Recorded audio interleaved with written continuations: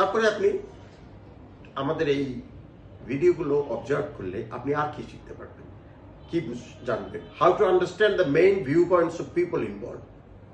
যারা আপনার সাথে কাজ করে তাদের মেইন ভিউ পয়েন্টটা কিভাবে আপনি বুঝবেন। How to see what matters most of those affected. যারা আপনার কোনো সিদ্ধান্ত বা অর্গানাইজেশনের কোনো সিদ্ধান্তে এফেক্টেড হয় তাদের ব্যাপারে কি হচ্ছে সেটা আপনি জানতে পারবেন।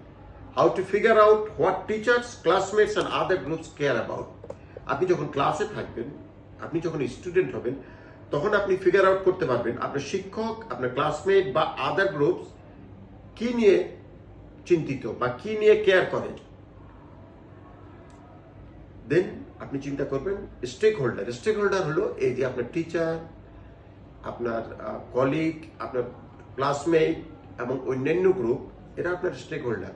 বা আপনি অর্গানাইজেশনে যখন চাকরি করেন, মালিক পক্ষ, ম্যানেজার, এরা সব স্টেক হোল্ডার। আপনার বায়ার, আপনার সাপ্লায়ার, এরা সব stake holder.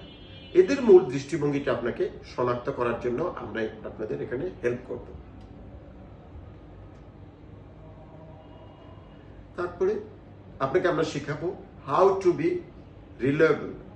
How to be reliable so friends, teachers and teammates trust you. আপনি কিভাবে রিলায়েবল হবেন, আপনার কথার মূল্য কেন মানুষ দিবে, কেন আপনাকে ট্রাস্ট করবে।